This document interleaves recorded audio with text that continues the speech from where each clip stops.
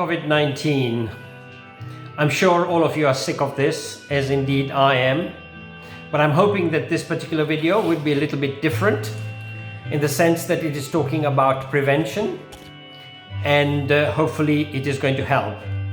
My name is Altaf Gatrad. I was born in Malawi, Africa, and I'm of Indian origin, and I'm a proud Malawian as well as an African, and I live in the UK at present. Like a lot of you, I think we've had countless amount of information coming through the various medias, and we've been, going through them, and everybody thinks that they're an expert. The answer is there are no experts. I'm no expert. Nobody is an expert. The experts are working on it, and hopefully they'll come up with a vaccine. So going through my various information and research, I came across a theory that I believe would be very good as a secondary prevention theory. Now, the first thing I must state is that one has got to do everything that is expected in a lockdown. Lockdowns tend to be hard, soft, or anywhere in between. Every country adopts its own, and I suggest that you follow it. The second thing is that the prevention, as in primary prevention that has been advocated, has also got to be followed as first port of call. Now, from my point of view, those are the sort of things I won't want to go into detail, but those are the sort of things where you wash your hands every for 20 seconds, you do social distancing, etc., etc. I'm not going to go into that. I think a lot of that has been hammered home, and a lot of you know what that is all about. Now, where my concern came in before I want to implement my secondary theory is the fact that here in the UK, we've been watching COVID-19 evolve from Wuhan and eventually travel all the way here, forming some sort of a pandemic. Now, here in the UK, we thought we were prepared. To be quite honest, this is a cunning virus. It is extremely dangerous, and it is contagious, and it actually multiplies at the speed of light. So basically here in the UK, we have been caught out of sync. I think we've ended up firefighting. We've ended up being on our back foot. So has a lot of the developing nations, such as Italy and Spain. So my reason of putting this out now is that obviously the virus is coming into the developing nations, and that worries me because the developing nations are not actually geared for quite as well as the developed nations have. So from my point of view, there is an infrastructure problem, there is a hospital structure problem, there's availability of equipment, availability of ventilators, etc., etc., etc. The other thing I'm aware of is that a number of you that are based in different parts of Africa, when there is a problem, you would go to another part of Africa, like South Africa, or you might end up in England, or you might end up in India for your medical attention. Well, you're going nowhere. The thing is this: if you have a problem in Africa, you're going to stay put because all the borders are closed, and this is where the problem is. So my idea is to advocate something which is stopping you having the virus in the first place. I call it the secondary prevention. Let me explain that. This, I must level with you, is an anecdotal evidence that I've picked up from no less than 20 sources, 5 of which come from Wuhan itself. And I am basing my theory on knowing the attributes of this virus. We don't know 100%. Nobody knows 100%. But we're working on what we know. So the first thing to bear in mind is that this particular COVID-19 is a virus. Now, that has been SARS and MERS and the common cold. They're all viruses. They've got something in common. Whereas this one is of the corona family, which is much more vicious. It attacks the respiratory system, and it multiplies at the speed of light, as I mentioned. So, what is a virus? A virus is a blob of protein. That's how it starts. Some scientists would actually say that it is not even alive. The way it gains life is by attaching itself, in this case to a human cell, and then it grows into a fully fledged living creature. Then it can multiply and play its part. But up until then, it's pretty docile. Now, this one attacks the respiratory system. Where does it enter from? From your mouth, your nose, and your eyes. So we understand the basics of this virus. Not rocket science, it's basics. Bearing in mind that every living creature has an incubation period. This particular virus has an incubation period of 2 to 14 days, according to my research. The best one is 5.1 days. But to be quite honest, the fact that we know that every living creature has got an incubation period is good enough for my theory to be implemented. And the reason I'm saying that is that if you're doing something daily, it doesn't really matter what the incubation period is, as long as it's not taken hold of us and turned into a fully fledged creature. The third thing that I'm doing is I'm using a bit of logic, and that logic is based on the fact that a common cold is also a virus, and when we have a common cold, we do X number of things. That's when we've got the cold. And what I'm doing here is I'm turning the theory on its head.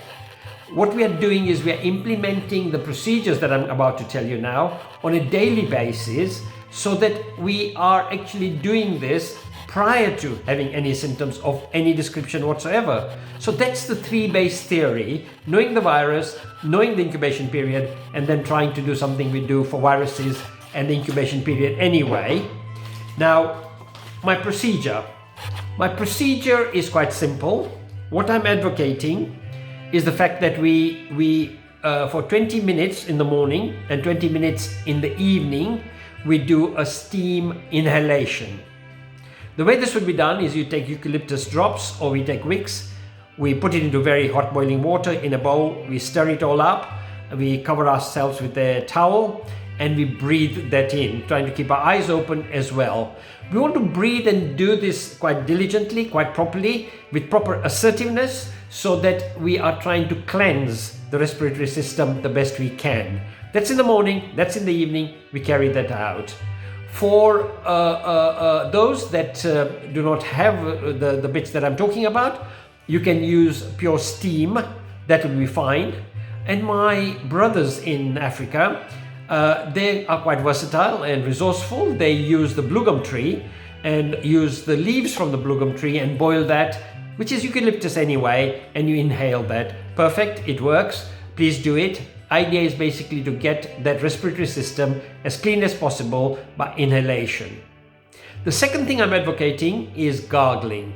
The gargling would be done 3 times a day after meals. What we would do is use a good quality mouthwash, and that would actually, you'd gargle with it. Again, do diligently.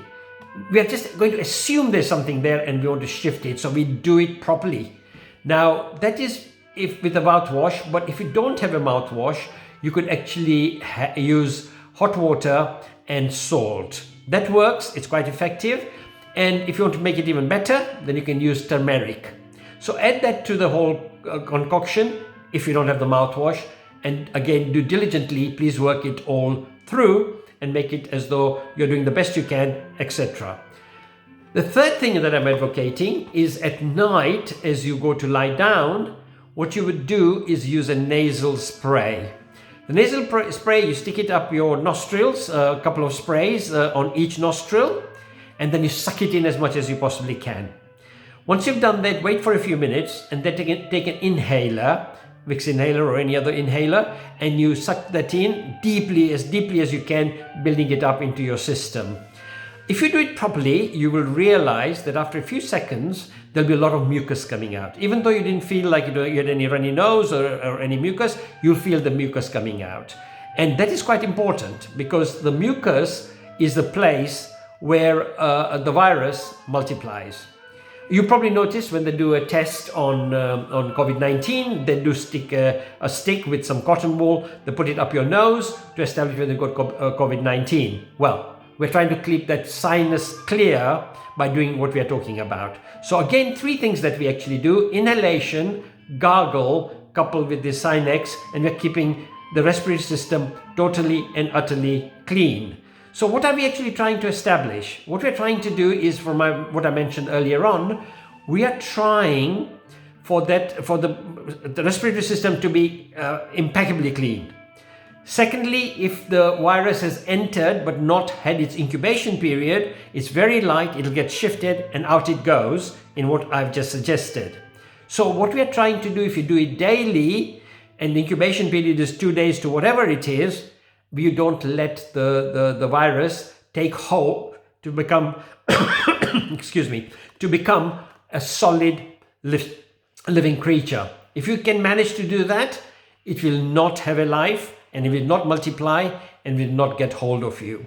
So that is the theory if you do it daily. That is to be done by everybody every day from here on, irrespective of anything, and especially if you are in the developing nation, please do it and keep your respiratory system completely clean.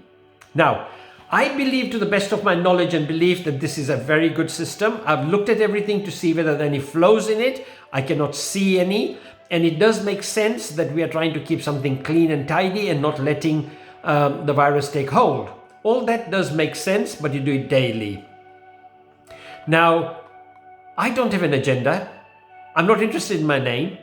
I'm actually interested to make sure that this particular viral does not go into a person's body and therefore does not cause all the hideous things that actually happen to it. Now, from my point of view, I would like to think that every one of you watching this video actually is an ambassador. Ambassador in the sense that you tell everybody else on your WhatsApp groups, and everybody should know that this is the state of play that is recommended. I can't see any harm in what I'm talking about, and it should basically keep us preventing having the worst scenarios.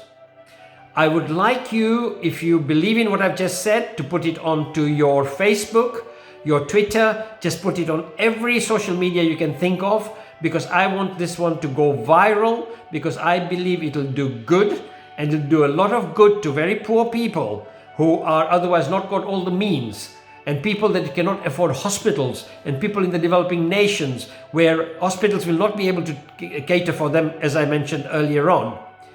I want every one of you to be ambassadors in order to sell this exercise right across the country. I want it to go from the highest person, the presidents of the country in every developing nation, down to the person in the street. I want everybody to get this message. The one thing that the virus has taught us is that we are all equal. And we are all equal, we are all human. I'd like to think that the better people should actually help those that are not that well off financially and otherwise, in order to circumvent this, to let them know that this is the theory that is being advocated. So please, I ask you to go viral on this on your social medias. Having said that, if you feel that you're short of any information because it doesn't make sense to you, I have done a 10-part detail audio. Now I'm happy to send it to you free. What you need to do is you need to WhatsApp me. I promise to give you the 10-part video that I've made up, and all you need to tell me is your name and which country you are actually sending from, and you'll receive the 10 audios from me free. Let me warn you, those audios are very detailed, going from 0 through to 8th of April, which is when I actually made the audios. That is giving you a lot of information, which you may want or may not want, but I'll send you the whole lot. So please feel free to send me a WhatsApp. My WhatsApp number is +44 7886 709 129. I'll repeat that, +44 7886 709 129. Do please give me a WhatsApp if you want more information. Together we can do it, and I hope we can. Together we will fight this wretched virus. Let's do it. Take care and be safe, my family.